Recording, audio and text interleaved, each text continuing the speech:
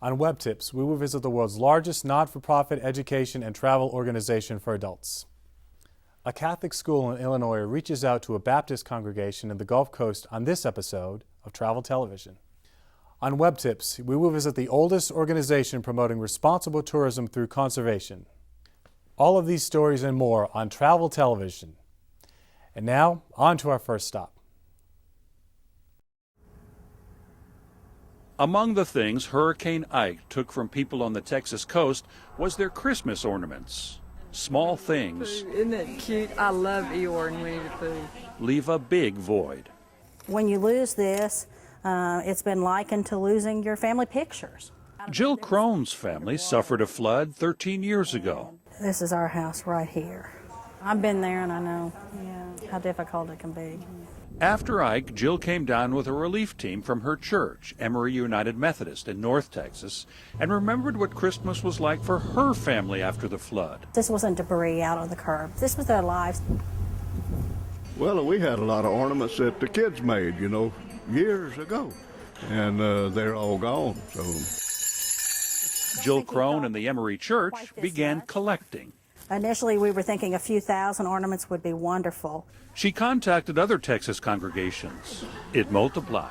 Oklahoma, Tennessee, Florida, Michigan, New York State. 25,000 ornaments and all sorts of decorations were collected for giveaways near Galveston and here in Port Arthur. That is just too cute. Cute. They're helping so many families find their new normal. But normal isn't even in sight for recipients like Sarah Vines. Thank you. All right, thank you. The Vines lost their house in Hurricane Rita 3 years ago. Ike wiped them out again. Everything that had sentimental value is completely gone. They brought donated decorations back to a tiny temporary apartment, and the Vines family went to work. This looks more like what our tree would look like.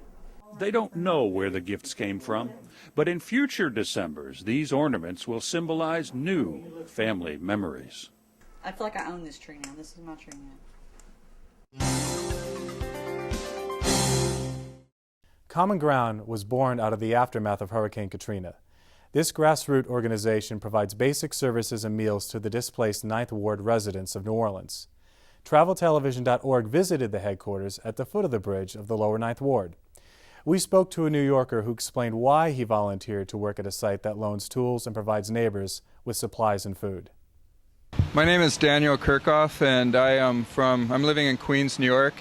I'm down in Common Ground in Lower Ninth Ward volunteering for 2 weeks, and I heard about Common Ground when I was volunteering with the homeless up in West Side of New York, and I met some people who came down here, and I was interested in volunteering, but I didn't know of how I do it logistically, and they told me Common Ground would give you 3 meals a day and give you a place to stay, so I figured that would solve that problem. So I contacted Common Ground. It was very simple. They gave me an application form, and that was it on the website. And I've been down here for a week now, and we're cleaning out houses, gutting houses, and just finished up on a clinic, a free clinic, so that's going to be working in about a few days now. And I'm living with the community of volunteers and also residents of the Lower Ninth, so I've been listening to a lot of stories, what's going on here, and it's been pretty enlightening and very moving as far as what people have gone through. And they're just really happy to have people down here. They're excited to see people from all over the country that care. And that's part of the reason why I came down here, is I was just hearing terrible stories about how no one's really doing much, or the government especially has been really dropping the ball, so I wanted to do my own part.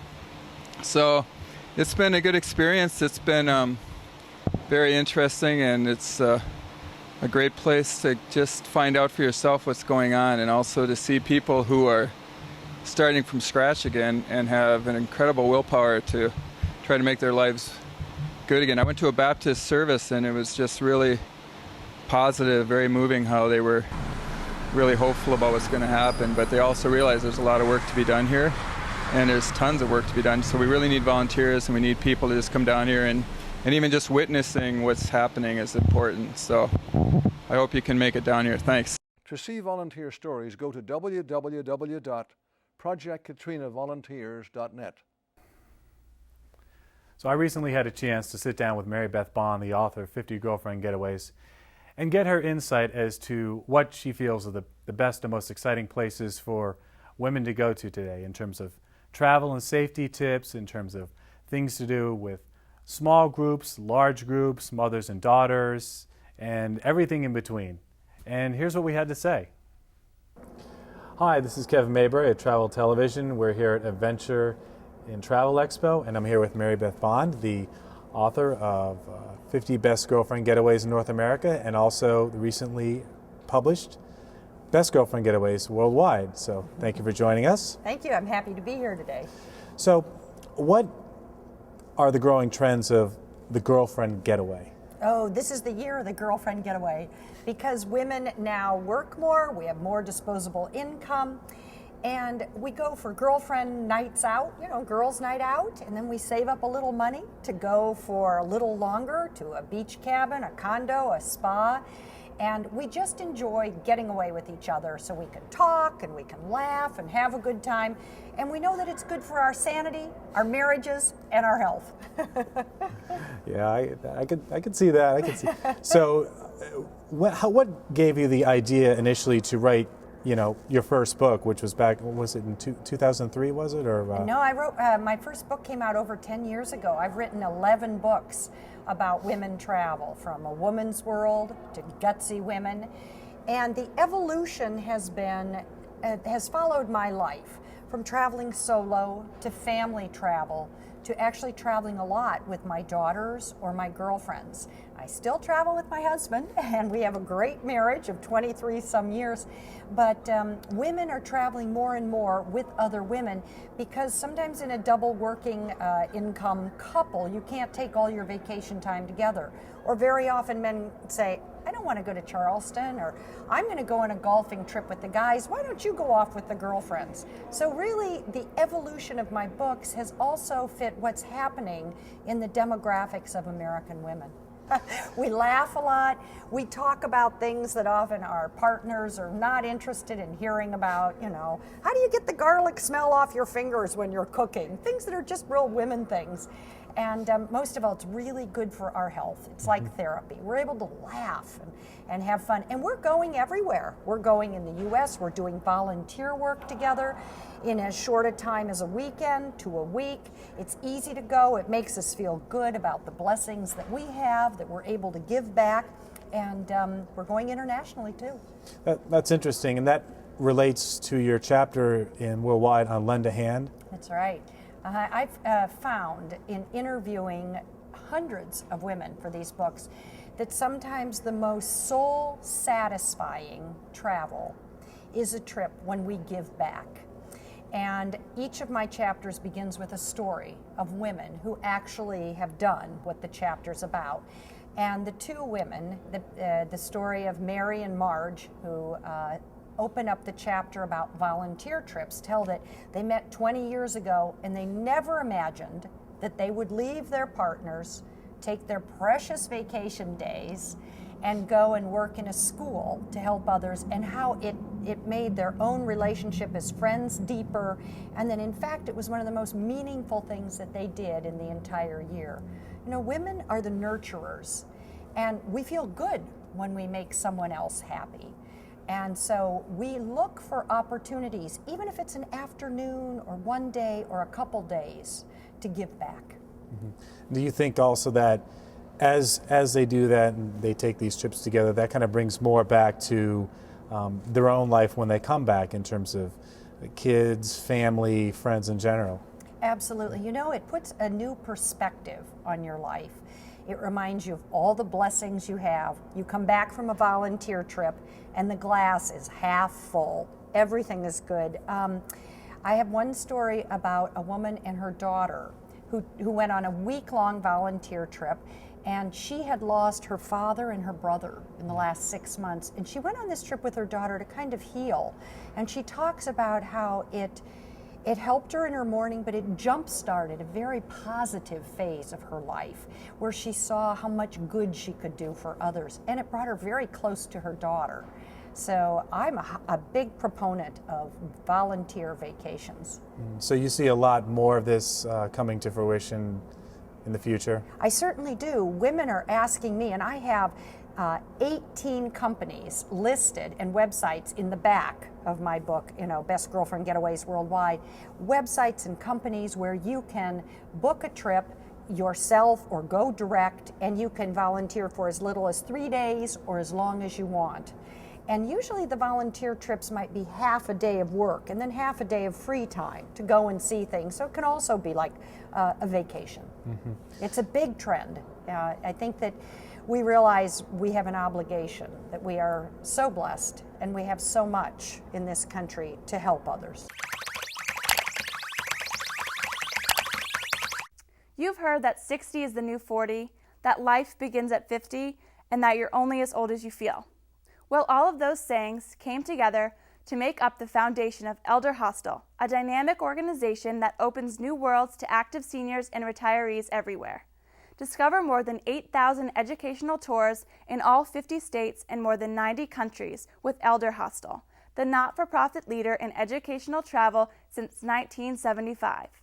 Alongside local and renowned experts, Elderhostel participants can experience in-depth and behind-the-scenes learning opportunities from cultural tours and study cruises to walking, biking, and more. The list of programs is endless, so visit elderhostel.org to see for yourself. Remember their credo: a love of learning with exceptional people in exchanging environments creates extraordinary experiences. This is what Elderhostel has been providing for more than a quarter century.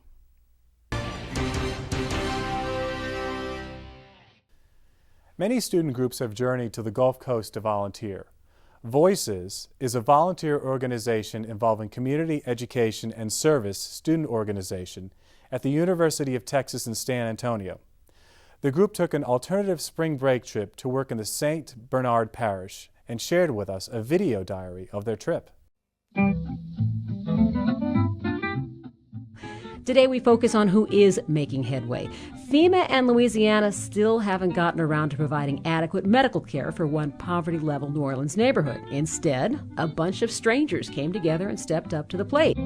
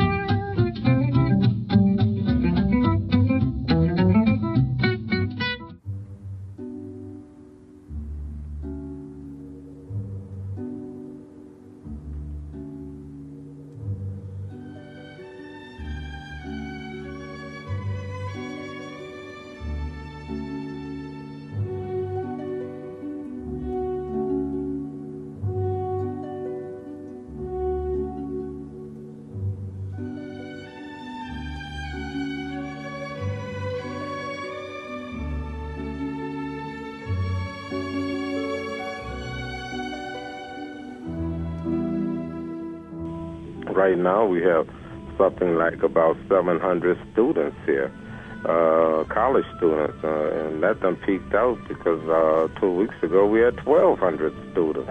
Wow. From all over the country here. And they come from everything from your Ivy League universities to community colleges. They have came and volunteered and have made a difference in restoring hope and teaching civic responsibility, which is our main mission.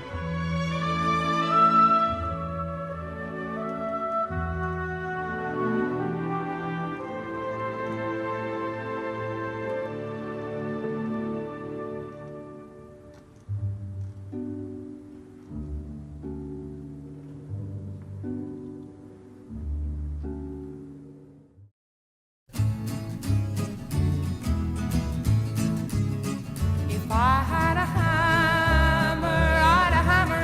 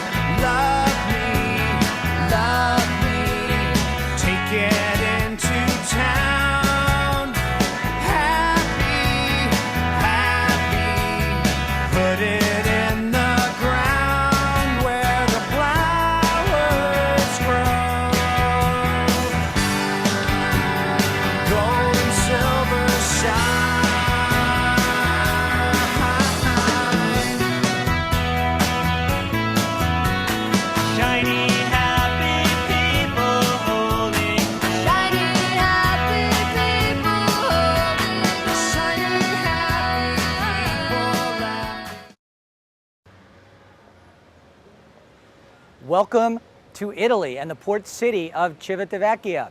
This is our jumping off point to explore Rome, and we're going to do it by rail, 1 hour away.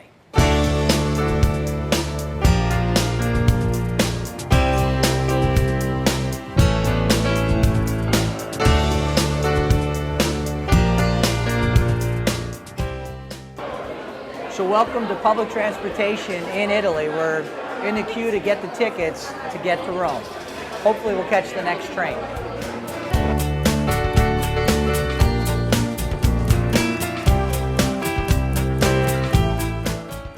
All right, so our little ticket here that got us on the train also gets us at St. Peter's, the station stop, onto bus number 64, 2 stops away from St. Peter's Basilica.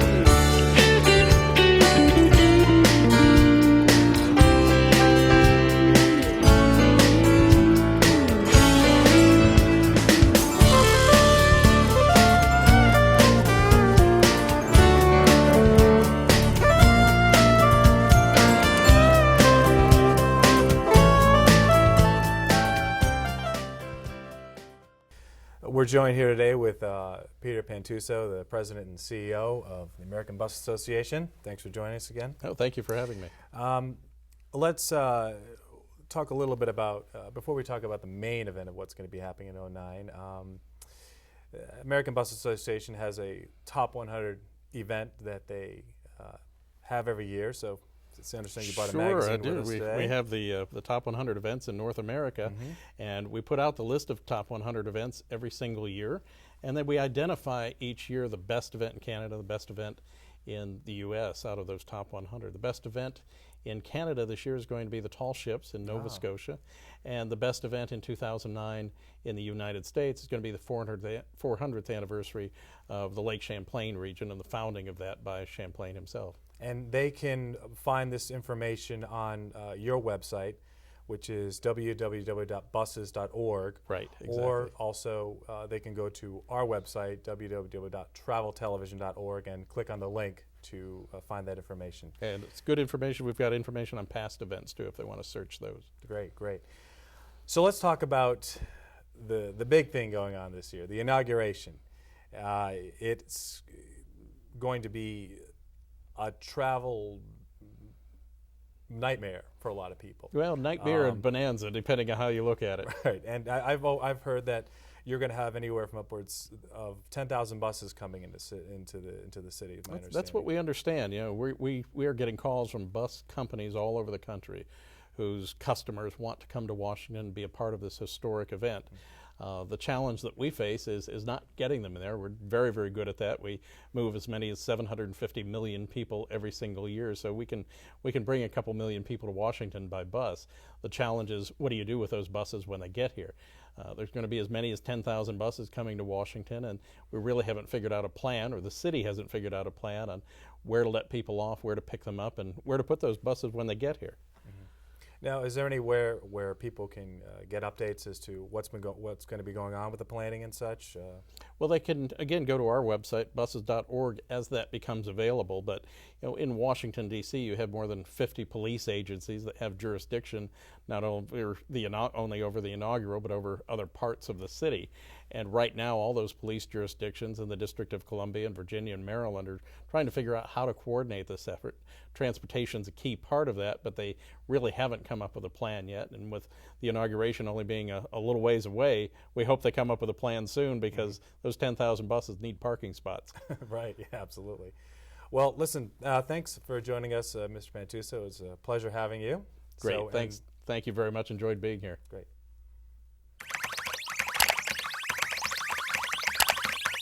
CrookedTrails.com is the perfect place to go if you want to travel with a purpose.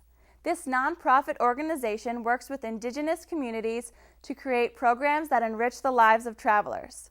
Crooked Trails makes it possible to combine diverse cultural experiences with environmentally, socially, and economically responsible travel.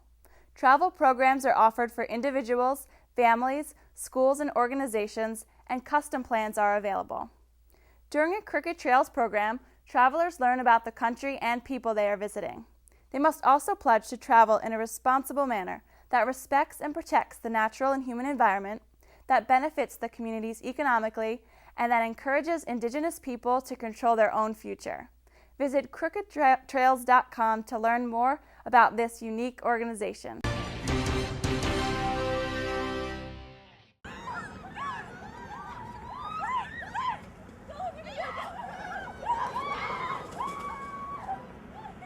Many groups have given up their own time and vacations to help in the Gulf Coast rebuilding efforts. This is the story of a group of students we found working on the repair of a roof on a Baptist church. These students are from a Catholic school in Illinois, and they traveled to the Gulf Coast over their Christmas holiday break. Well, it's really important that we're starting our mission with a church, because everything starts with the faith in your God, faith in your friends, faith in help, faith in each other. I'm Gary Mitchell. I'm a junior at Fenwick High School, and we're all here to help out with the rebuilding of this church here. And it's been a really great experience so far, right, guys? Yeah, it's a lot of hard work, but it's really rewarding, and it's just awesome to be able to help other people when they're in need, because you never know when you're going to need help from someone else. And so just spreading our work ethic and our love and our enthusiasm to people who need hope.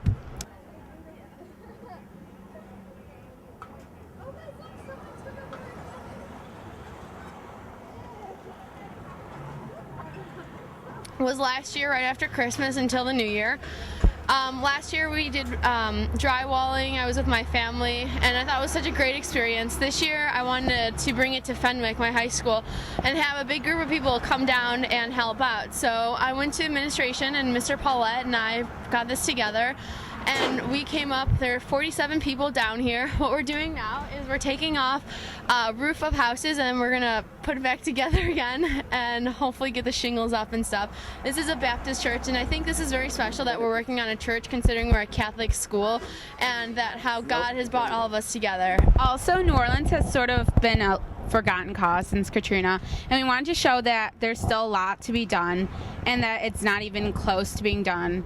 As you can see, there's a lot more that needs to be done. One of the messages we want to send back is that volunteering is very much needed, and that you can always help other people out. You just have to put a little time aside, and you can do it. And it's really rewarding, because it's good to know that your talents and your abilities can be put to use to help other people have a better quality of life. Hey, my name's Nick Bortolotti. I'm from Elmhurst, Illinois. My sister, who's actually on this trip somewhere else, she had the idea of coming on this work trip. My dad immediately latched on. They both looked expectantly at me, so I said, fine, okay, I'll go. And I'm actually really glad I came. It's been great so far. We're redoing all the roofs in the background, and I'm just glad I get to help out. And anyone could do this. It's so simple, and you'll get something back, and you're also giving to people that didn't think they could do it on their own. So it's nice to see volunteer stories, go to www.projectkatrinavolunteers.net.